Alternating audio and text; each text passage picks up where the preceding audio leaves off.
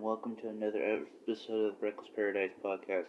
I am your host, Dystro, and tonight's episode is another random ranking episode. Yes, I know, another random ranking episode. It's another ACDC episode. This is episode number 6 of the random ranking episode series for ACDC. God, when is it ever going to end? It's probably not going to end. Little disclaimer, on Marissa's list, she had mistakenly put a different song on her list, but I kind of figured it out, and we'll get to that when we get to it. But let's get on into this, and let's get this started right up. So, for my number 10, I put Big Jack. And then for her number 10, she put Snake Eye. Which is going to be funny because our 10 and 9 are kind of flip-flopped, but we'll get to that.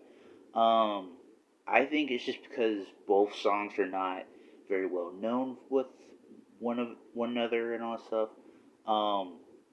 It's not like, like I keep saying on this channel, it's not because it's not a bad song or anything. It's just because we just don't really know it that much. And I think Snake Eye, I can't remember what album it is from, but I do remember where Big Jack is from. So, like I said, it's not, the most popular song on this list, but, it's in the top 10. Okay, moving forward. Her number 9 is Big Jack. My number 9 was Snake Eye. That's why our 9 and 10 were flip-flopped. It's actually the same ballpark, which is kind of funny. But again, it's like one of those songs that we just don't. It's not within our circle. It's not within our top 5 or anything. Now here's the interesting thing. When we get to our number 8, I have "Walk All Over You." She mistakenly put "Code Red" for her number 8, but I figured it out. It was "Let There Be Rock" from "Let There Be Rock." I think it's just because she got desensitized from it, because she kind of had known that song for like a while, like a long, long while. And plus, like, whereas me, it's kind of like, higher up on the list. But we'll get to that. But I think with my number 8, it's one of those songs that's kind of creeping up a little bit. It's not in the top 5 yet, but it's kind of just creeping up there, But for "Walk All Over You," hers is going to be a little bit higher up, but we'll get to that. I think like I was saying with hers, her number is "Let There Be Rock." I think she just got super desensitized from it, and it got overexposed to her a little bit. Whereas me with mine, "Walk All Over You," I think it's just because I just don't hear that much. I wish I kind of heard more of it, which is kind of rare to say. But yeah, I think it's just one of those things where it's like it's not very well played on the radio. It was well overplayed for her "Let There Be Rock" 8 selection. So now on to number 8. I have Rock and Roll Train, and she has Black Ice. Same album, same album from the 2009 album Black Ice. Rock and Roll Train for me, it's kind of like with a whole different kind of truth situation with Van Halen. It's kind of like it's kind of groovy, and it's very well known, but it's not that well known. Compared, I think, to Black Ice for her. I think it's kind of like one of those things where, like, again, she got desensitized from it. She kind of got overexposed to it. I think in the same circle, it's like some of these songs, like from 10 to 7, it's like we kind of don't pride ourselves in like listening to it that much, or we over listen to it, and then we get super desensitized from it. Um, I think it's just one of those things where it's just, um, for my case, it's like if I had heard more of these songs, it would be higher. But I don't hear a lot of these songs because I have like like lots of hours on my playlist, and and all this stuff. And it's like there's a lot of songs to get through. So, but I think in her case, it's like some of these songs, it's like she's trying to not overexpose herself to some of these songs, like with Let There Be Rock and Black Ice.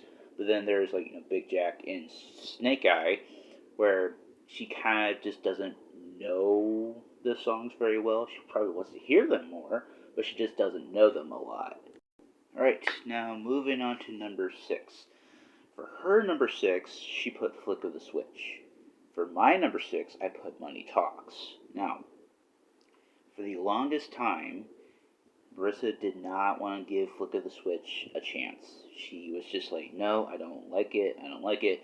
She listened to it 3 times, and then on the 3rd time, she liked it. And it's like, yes, we got him, boys. We got him. I liked it from the first listen, which is kind of rare to say because like sometimes it takes a second listen, maybe a second listening, or maybe a third. Sometimes a rare fourth listening to get the songs and all that stuff. For me, it was just kind of like one of those cases like it wasn't like love at first sight or anything. It was just like a rare case of like, man, this album is really really good, and I kind of ranked it high on our ranking of the ACDC albums that we did I think sometime last year, and I don't know, it was just one of those albums that I was just like I was actually had a really good time with it.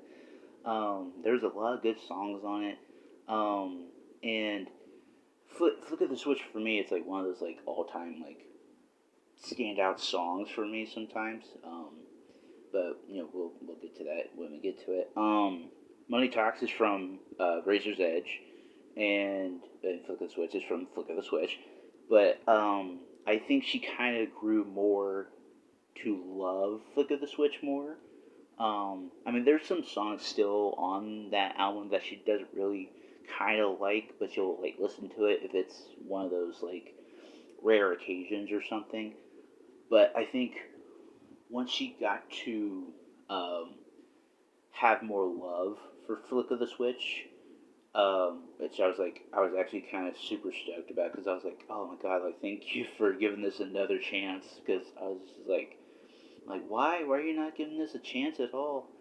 Um, but with Money Talks for me, I think it's one of those like it was like a it's like money talks, sort of thing. It was just kind of groovy, and I actually kind of like the groovy side of ACDC stuff like blues rock. I mean, both are really standout tracks as well. Like, go check them out because they're really really good. Um, all right, now on to number 5, the nitty gritty. Number 5, okay. For her number 5, she put Money Talks, which that's fair. And then for my number 5, I put The Razor's Edge. Still same album, same ideology and all that stuff. And this was the I can't remember the drummer's name, but it's like he's a really good drummer. She'll probably let me know in the comments or something, or she'll let me bust my eardrum out of it. Both songs from Razor's Edge, really good album too. 1990 to be funny enough. It's like I think with hers, it's like with Money Talks, it's kind of like one of those songs that doesn't get overplayed for her, but whereas like it's like I need to listen to it more for me. Same with Razor's Edge. It's like it's kind of like I don't overplay it, but then it's like one of those songs like I need to play it more so I don't get super desensitized from it. I mean, you could say that with a lot of these songs on this list. Um, and plus, Razor's Edge is like it's like an all time it's an all time classic for the good reasons, but the main reason is because of Thunderstruck from that album. And Money Talks is another great one as well, and especially the music video for it.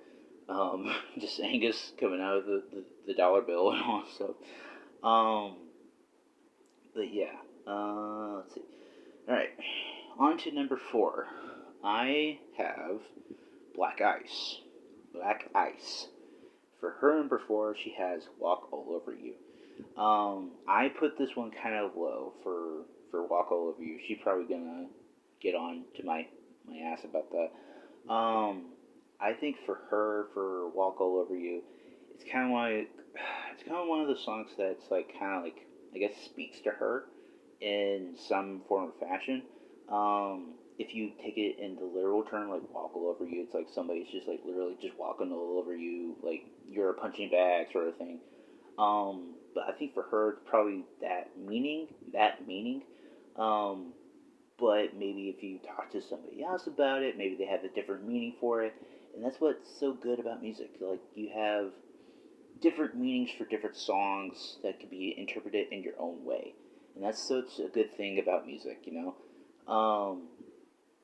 Like with Snake Eye, for example, it's like you think about it's like like dice or something, but it could be just about like a snake's eye or something. So, um, I think with Black Ice, and it's like I love like when Brian's voice goes Black Ice, and I'm just I can just hear him like speaking in my brain right now. Um, I think like Black Ice as a whole, it's like it was like for the longest time, it was kind of like one of the it's kind of like one of those albums that was like really speaking to me. But then over time, I think I kind of grew less and less of it. I still kind of think that Back in Black is like one of the best of all time, of course. Um, but I think like maybe Black Ice is kind of like in the top five for some reason. Um, but that's for another discussion for another day. Okay, now to number three. We're in the top three. Let's let's hope this will hopefully not ruffle some feathers here. So for her number three, she put Nine Prowler, which I'm okay with that. For me, Flick of the Switch was my number three. She's probably gonna think, oh wow, like that's really good, like that's awesome. Um, I'm not mad about her putting Night Prowler at number three. I think it's one of those songs that kind of got overplayed for her a little bit. It kind of did for me as well, but it's still in the top three.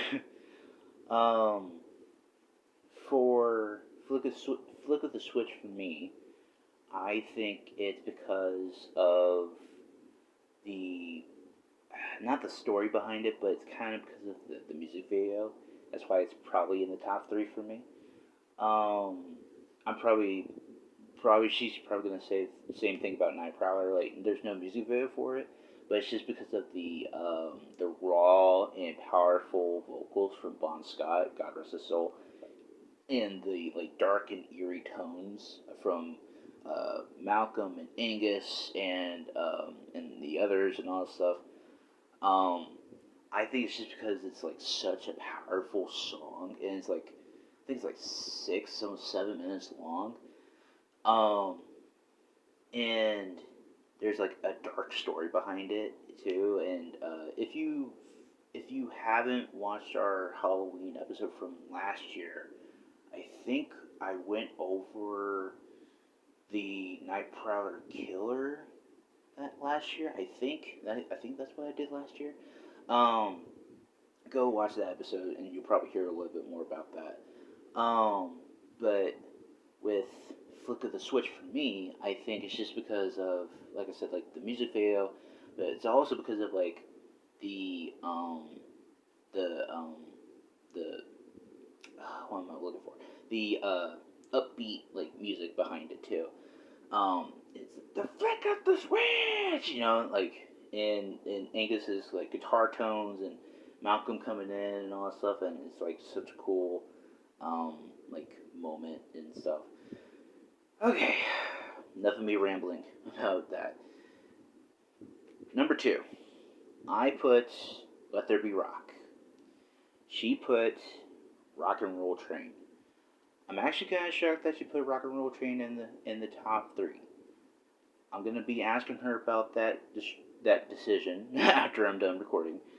Um, for for me, for Let There Be Rock, I think it's just because of the music video alone, and because of Bond's vocals and the whole band as an ensemble. Well, mostly because of the music video, but because of the energy that is displayed within the music and then on screen, and so you can't help but like have Angus like wearing like kind of like a choir boy like outfit and has the halo over his head, and it's like Bond, God rest his soul. It's like like he was gone way too soon, and I wish we could have gotten more music with him.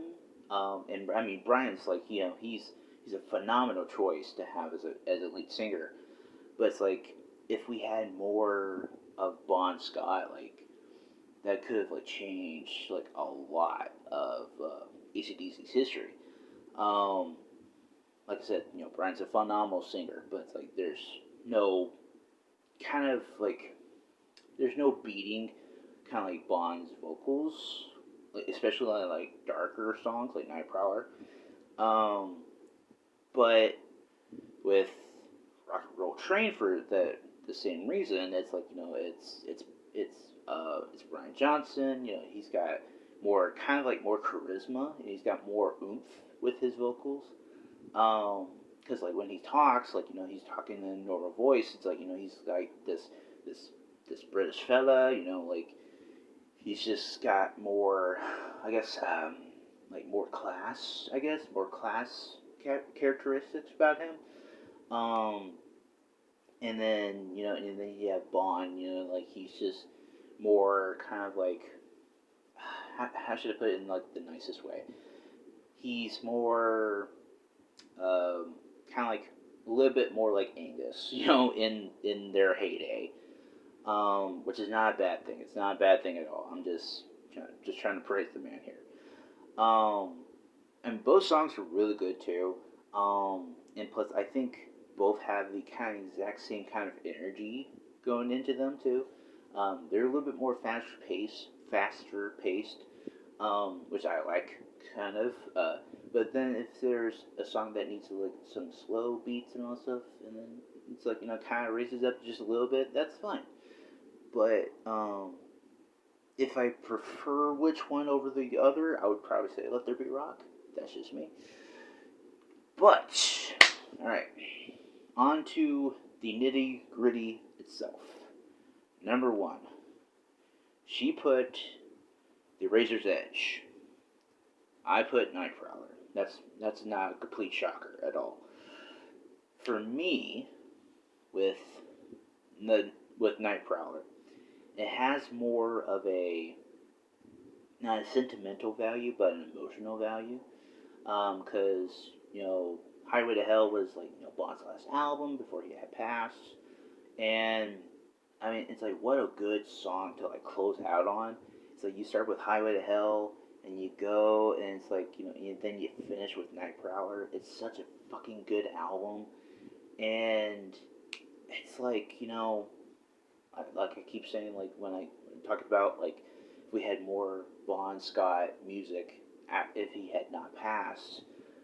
I think maybe he could have like been there for Back in Black. He could have been there for Stiff Upper Lip maybe, but I think maybe if you had to choose one person over the other, I think maybe if you had Bond still, you can have him for a few more albums, but then it's like he's probably gonna like say, hey, I want to hang up the boots, have Bond have fun, like scout out Brian Johnson like he had before, and just being like, hey, take the reins and all that stuff, and carry this band on into the future.